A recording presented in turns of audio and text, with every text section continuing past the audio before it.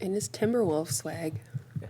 Gotta represent. You're all dressed up. All right, stand by. Hello. All right, I'll call the meeting to order.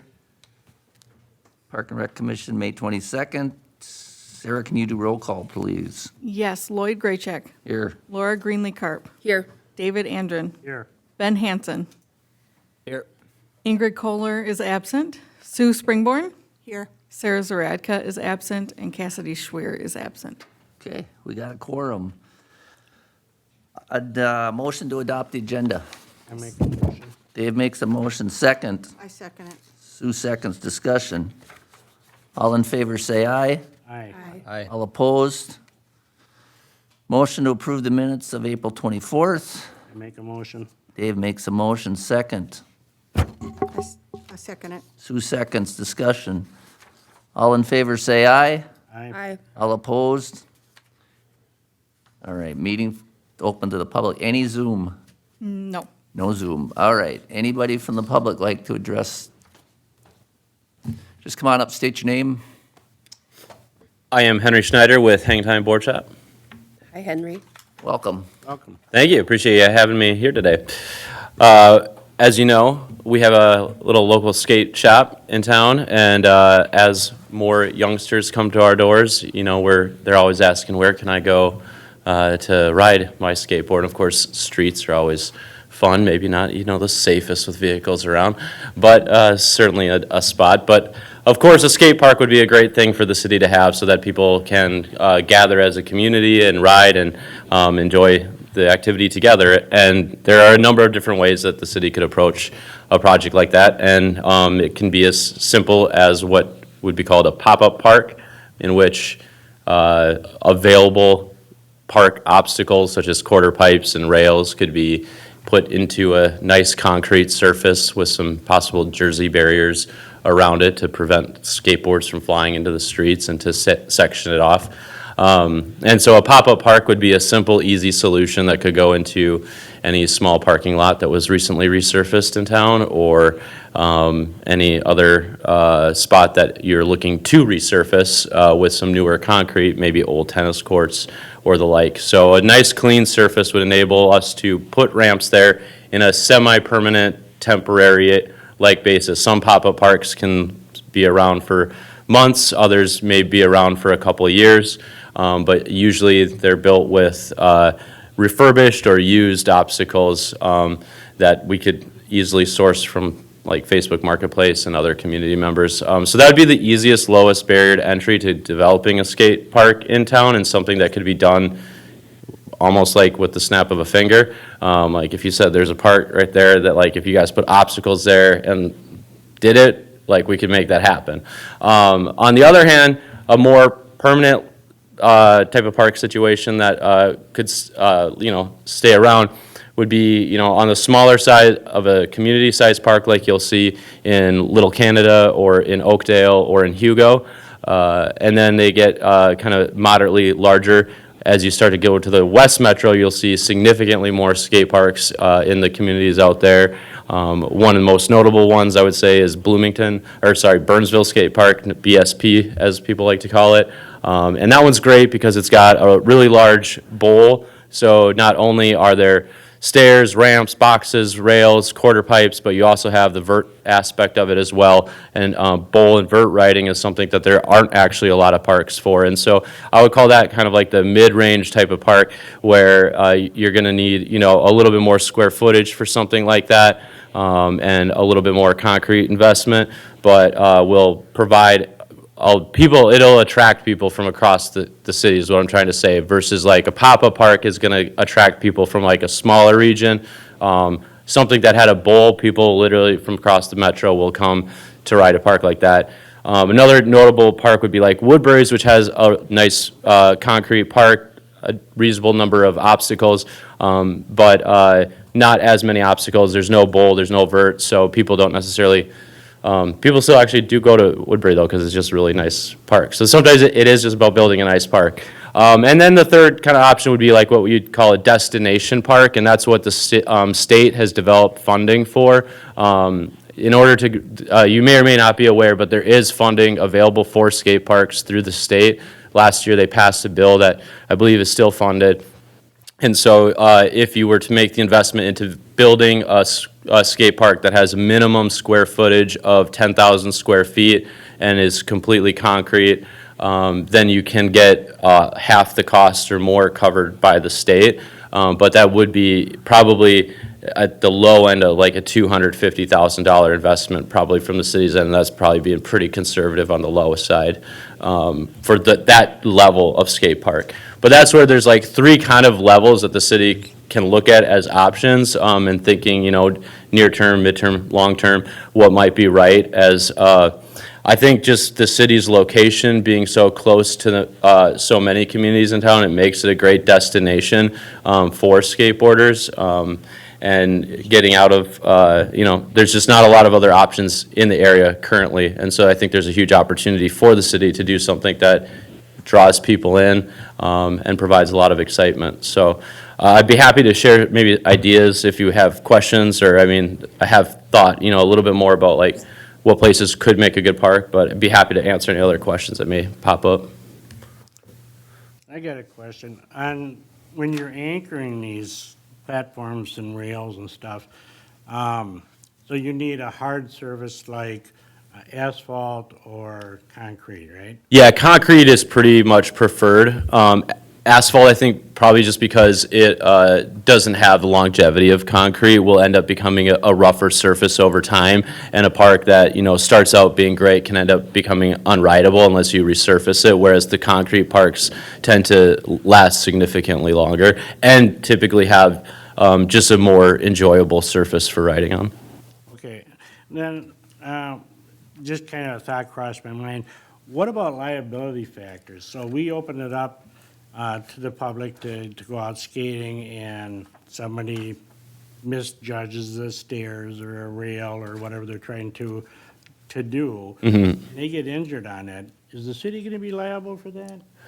There certainly needs to be some insurance there, and we have talked to our insurance provider, and we, for the purposes of a pop-up park, could provide the city with an additional insured coverage through the shop.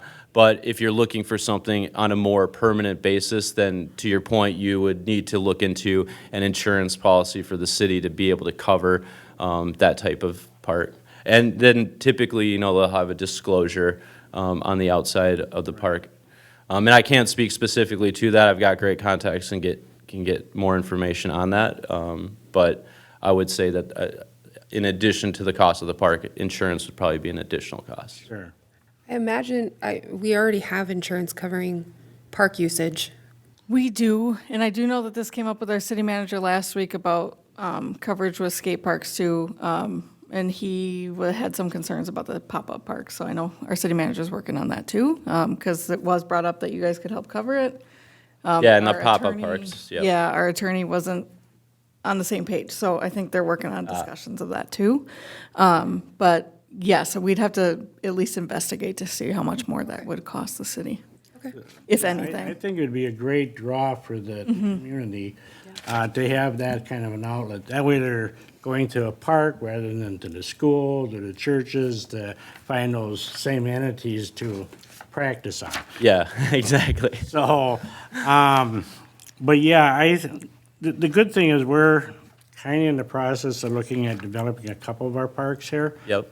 And it might be something that we could incorporate in some of our conversations with, I'm thinking of McKnight Field, we Yeah. can do something there. I was thinking. So it's good to know that there's, and you guys have a lot of kids in your classes now, or? Yeah, we're doing summer sessions now, so I think right now they've got 4 or 5 people in the lesson, and we're already booked up a little bit more than that. So I think most of our sessions, we try to keep it, once we get over 8 in a lesson, it becomes a little more challenging. So we Right. like to have the smaller group settings. Yeah, get it. But and a lot of the kids that are getting into it, we're doing beginner level, mainly because without having obstacles, there's not much more that we can do for flat ground. Like two of the best places, and you'll see like unfortunately, the East Metro's been like kind of disadvantaged from a skateboarding perspective because the West Metro has Help Board Shop and Third Layer, where you'll see kids really young able to try out ramps and have instruction where they're able to learn and progress much faster. And when you don't have ramps, if you don't have a half pipe, if you don't have these things, then you can't progress. And so there's just limited, there's not a lot of those things around here. And so by having a park, then not only could we do like just beginner flat ground stuff, but we could provide education. And when you do that, all of a sudden you start to see that you got a lot more talent who are on Thrasher Magazine. I mean, you've got number of skaters locally who are on a professional level, on a national level, and you know, you need to have the resources to build that up, and that's what our goal is to build up that community and do that. And to do that, you need a skate park, definitely. So, Oh, sorry. Go ahead, sir. Is- Or Laura. Is Third Layer the one that has the indoor? Yeah, so the two I mentioned, Third and Help, are both indoor Okay. parks, which is certainly an advantage. Yeah. And it'd be cool to see an indoor park in the East Metro in the not too distant future. But the outdoor parks, there's still a huge amount of value in the outdoor parks. When you add the vertical elements, do you have to, I apologize if this is a dumb question. Do you have to dig down to create the vertical, or can you build up? Yeah, that's a great question. Because you can, it's typically with the bowls dug down most often, but I think a lot of times they'll work with the geography because like at Burnsville, it's kind of built into a hillside. Okay. And so it's both up and not, you know Got what I it. mean? But in general, your bowl is gonna typically on the small side be like 6 to 8 feet deep, you know, and then deeper with the concrete base. And so that's like on the smaller side. And so like in Burnsville, as I was mentioning, that one, they have one that goes from 8 to 10 feet. And so a lot deeper. So you wouldn't necessarily want to have to climb up a 10-foot bowl is what I'm trying to say. Right. There are like half pipes are more often done that way than like a full bowl. Yeah. They'll do that because you can start at the bottom and ride your way up. But that was a good question. And then I imagine you have to have some sort of like span, like a minimum span that the park is to. when it's Yeah. mid- Well, and it's also good just to think about like we'd absolutely would love to be involved in like helping to Yeah. consider the design of it because like Hugo has they basically dropped skateboard obstacles on a concrete surface and they're nice obstacles and I don't want to say anything too much about that, but other than there's some things that are just not even usable because of the way it was not really thought out. Got it. And so another example is Shoreview, which is a super popular, great park. But if you got too many skaters there, all of a sudden it almost becomes unrideable because there's just not good flow, as people like to say, between all the different elements. And so thinking about space, layout, flow, and how many people are going to be using the park at a single time is super important. And so a park like Oakdale, which doesn't even have like a huge square footage, is super accommodating to a lot of people because of the way it's laid out and all the obstacles just make sense together and it really works well together. And then Woodbury Ojibwe Park, that one almost has like the same amount of obstacles as Oakdale, except for it's spread out over like twice the square footage. So it's just a different vibe. Again, a lot of people can ride it and use it and enjoy it, but that one's definitely not as versed. There's just not as much as you can do at that particular one. Got it. So you can, if you use a small space well, it can still be an asset. Yes, absolutely. Okay. Yeah, I think, knowing what is available and then designing the park from that is super important. Another great example is Little Canada has a park that's smaller square footage. That one, it's in rough shape, but it's still, people like that one too. so how big a space, when you say that, are you really looking at? So, I'm just roughly ballparking here, but I think if I was to guess, Little Canada's probably about like 2,000 or 2,500 square feet, and Oakdale might be in like the 3 to 4,000 square foot range. So totally doable. And I'm As we- roughly eyeballing here, if I Yeah. think about like 75 feet by 75 feet or something like that. Okay. It's probably about. Anybody else? Sarah, where do we move from here on that? I think a good strategy, in my opinion, would be when we move forward with the park plan consultants to speak with them too, and have you involved in that as a stakeholder, as Hang Time Workshop, to see what we can do with some of the next parks that are coming up for Yeah, getting done. that'd be great. Okay. Yeah, most of us are for it, so. I'd love to hear that. I appreciate that. We'll have to get the ball rolling on our end to see what we have to do to accomplish something like that, so. Yeah, and happy to work with the city manager and you guys on a pop-up park if that's something we can pull off in the near future. I mean, I'm always on Facebook Marketplace and there's just like free half pipe, free quarter pipe, just like sitting like 2 hours away and they just need a trailer and somewhere to bring it. Like, I got that. Okay. So, yeah, appreciate you guys. Thank you so much. Yeah, thank Thanks you. for coming in. Have a good day. Thank you. Anybody else? No. All right. Let's go to Park and Open Space Master Plan approval. My suggestion would be, considering we have a new environmental development, Community development. community development person, that we set this up as a workshop, as was mentioned by several of the members on this commission, at a later date, and when that person gets into place. Anybody have any objections to that? I think if we had a subcommittee kind of set aside due to some communication errors, we were not able to meet. And I think going forward, being our new person will be starting in June 7th, Third. 3rd, I'm sorry. Yep. We, maybe the week after, they kind of get their seat in the seat, we can, as the subcommittee could meet with that person and kind of go over the plan, or do you want to do this as a complete workshop? I would suggest a workshop. What do you guys, what's the commission think? Suggestions? I think a workshop's a good idea. Okay. Then everybody Yeah. Yeah. would be on the same page. And you good with that? Yep. Okay. And we can do a different day. Typically, we see the workshops happen before the commission meeting, so usually it would be the same day, but an hour before. We can also do it a separate day, whatever would work best for the commission. Okay. With enough time. I don't think we need to, I mean, an hour, with some of the stuff I was looking at, I don't know if that would be quite enough time. We would need at least an hour and a half, 2. I think we can iron most of it out in 2 hours. Okay, Okay. okay. I can start to work out scheduling something and send something out. Are there days that in the next month would not work? Yeah. For sure, like weekdays? Is there days like Tuesdays don't work for people, or is there something that would be better, or? Tuesdays aren't good for me. Tuesdays aren't good, okay. Good idea, Sarah.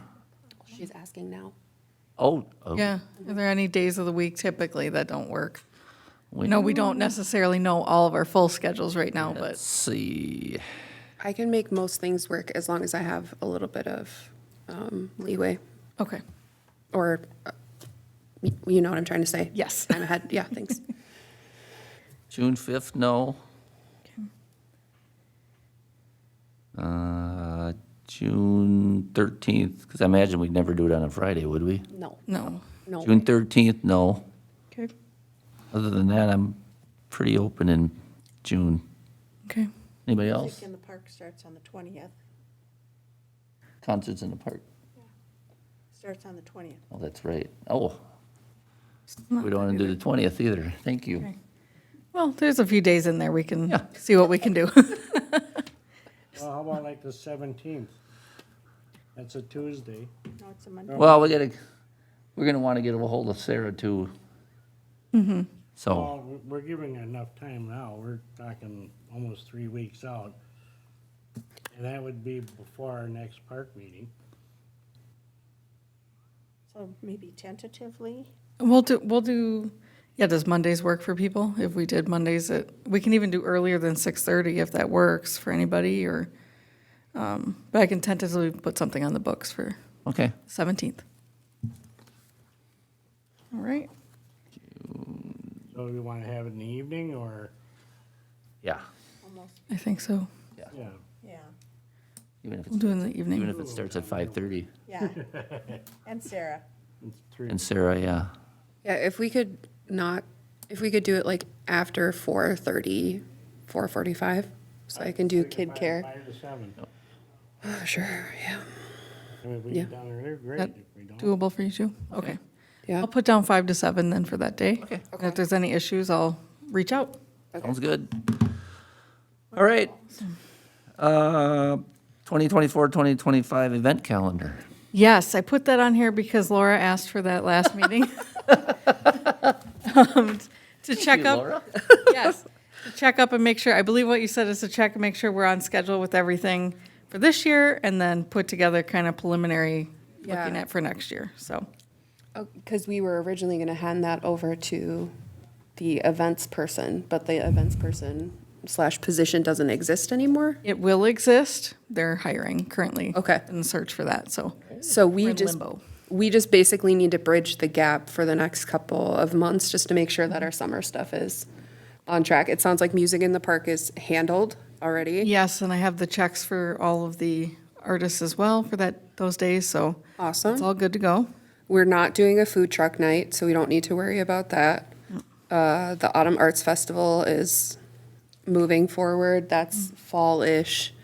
The Star Watch. Watch is, we've got a date set, don't we? October 2nd. Yep. Yes. So we're just on hold until we get closer. So I think those are our main summer events, and if those are handled, then we're good. I think we're golden. Perfect. Okay, Perfect. great. Awesome. Anything else on that? I just also included a preliminary schedule for next year too, just placing in dates so Okay. we could kind of get an idea of where we're sitting for events for next year. So you guys can take a look at that too, and if there's any Yeah, feedback. because the fire and ice, we might want to, know. That would require ice. that would require snow too. Yeah. That would require below freezing. All right. Okay, so you want us to take a quick look at that? Is that what you're saying? I mean, we certainly can. The only thing that I think is new was the request for the park cleanup day.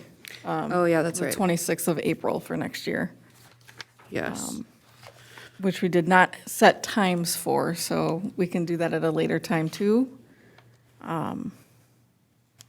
But just to be aware of it, if that works for you guys. That works for me. Yes, I have one question. I feel like we never really got an answer. Are we doing our summer meetings in the park, or do they need to be here? From my understanding, they need to be here. Okay, Yeah, great. Then it's a non-question. perfect.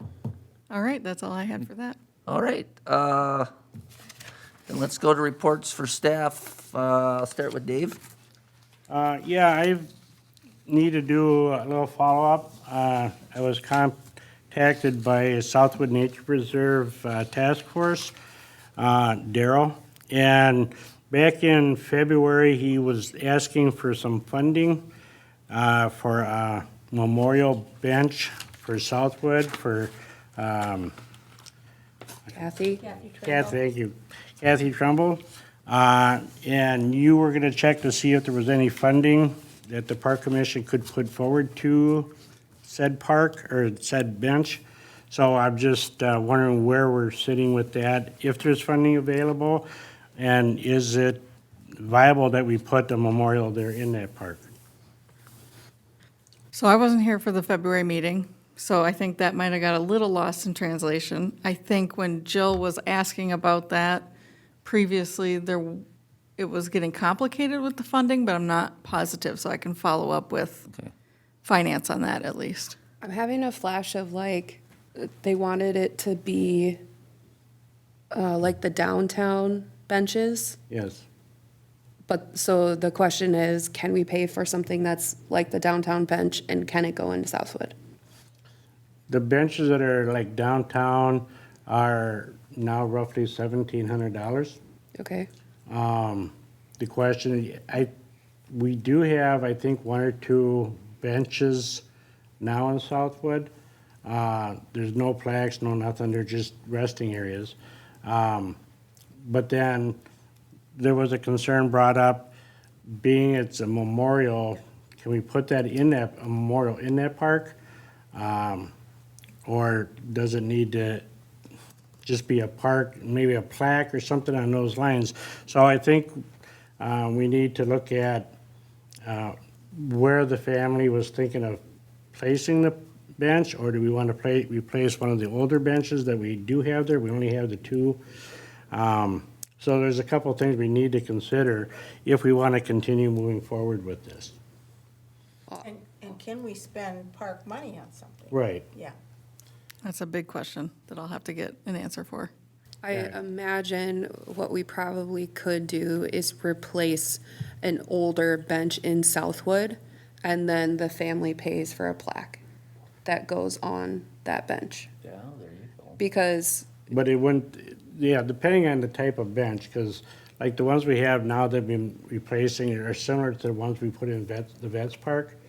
Like the ones in the Vets Park, those were all paid for by individuals, and they had to have something to tie in, with, you know, like, thank you for your service, or something like that. It couldn't just say someone's shop or business and just have it like that. It had to have something tied in with the vets particularly, which is a good idea. In the extra benches we have right now are the exact same ones that just got installed downtown.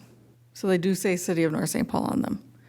and I feel like, wasn't there, like guidance from the city about what benches you could and could not put in? Because there was a family who asked us if they could put a memorial bench in at Housy, and we ended up saying that they could not.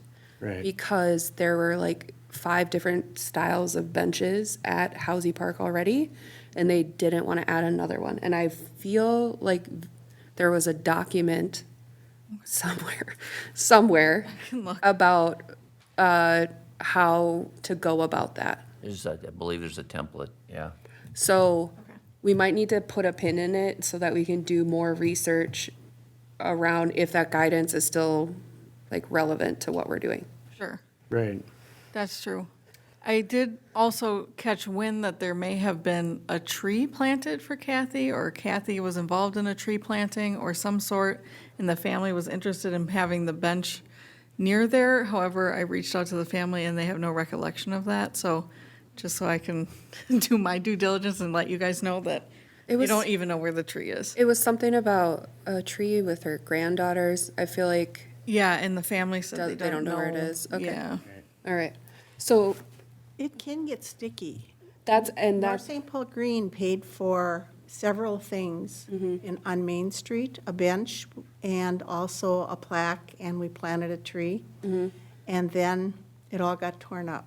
yeah, And it had to be, you know, but we all felt bad about it. yeah. But, so that's just something to keep in mind, that whatever we do, we want to make sure it's someplace where it's not gonna, Yeah, because it's not us, or us not wanting to. We want to figure out a way Right. to do this, but we also don't want to have it, you know, be taken down or whatever. So, maybe we just tell Southwood, we need a little bit longer to figure out what the guidance is. My other thought would be, maybe on the kiosk that's there, if they want to put a plaque saying something on the kiosk about Kathy. on the kiosk. Yeah. Yeah, like where you walk in off of, Right. That would be right by kind of the neat, Yeah, actually. that would- Observation deck. Yeah. That'd be That's really what cool. we've done in the past with people who have been involved in Southwood. That's a good place for a plaque. and I feel like that's something that did we pay for it, or did the family pay for it? What's that? The plaque? Yeah. At the time? I think we paid for it at the time. It was just a plaque for a couple people that were very involved at the beginning. Yep. I think if that I think that would be the less sticky route to go. Okay. Just because I had no idea how much controversy the benches carry, Yeah. so. Well, I mean, if the family is willing to maybe put up, give us like a template of some kind of a plaque they want to put Yeah. on, I don't see any problem with that. And that's not taking up any space, it's not intruding on anyone or anything like that. And as people come to the park, they usually look at that to see what the events are, or what's going on. And that would be more of an appropriate place for her memory. Yeah, it also doesn't open the door for us to possibly run into issues in the future. Yeah. With that being said, though, when we talk about updating Southwood, we should talk about the benches or adding new benches to the Replacing park. the ones Yeah, that are replacing the old ones, yep. So in the meantime, between now and the next meeting, I'll reach out to finance and see their input on us paying for a plaque. And then I will also reach out to Public Works and see, I'll find out about the benches also and do some research and see what, if there is a template and what kind of the guidelines are now, as well as installation on the kiosk and make sure that that's also doable and what we would need in order to move forward with that. So I'll bring all that back to the next meeting if that works for Yeah, everybody. 'cause if it's Yep. just a plaque or something like that, I can install that for them, that's not a problem, so, and I'm right there, so. Okay. Anything else, Dave? No, nothing else to report? Sue? Nothing? Dave's covered it for me. Laura? I don't think so, no. Ben? Nope, nothing for me. Sarah? Yeah, I got a couple things. The first, I brought some notes from Public Works, just as an update for you guys. So they have the slide at Polar Park closed right now due to a large crack in it. So they're getting quotes to get that replaced, but for now, it's closed. And then they have installed rubber mats under larger swings to try to avoid the dig out from underneath, as well as the slide at Casey Lake. But they haven't been able to get to much more because of all of the extra mowing going on right now, which is, we can all probably Yeah, understand. absolutely. And then the other thing I will address is the park planning consultants that we approved at the last meeting and then went to council. That is on pause right now officially with the city manager and the mayor. They have not signed the contract, although it was approved by council. After further digging into it, there are some extra financial pieces that were not, they don't like them in there. That would cost us above the $60,000 that was approved. So they are in contact with HDA to try to figure out how we can navigate around these extra costs. One in particular was they want topography information and surveys done, and the lowest quote that we received was $17,000, which would be on top of the 60. So they are working through that, so it's not done, it's just on pause. So I will try to update everybody as I get information on that.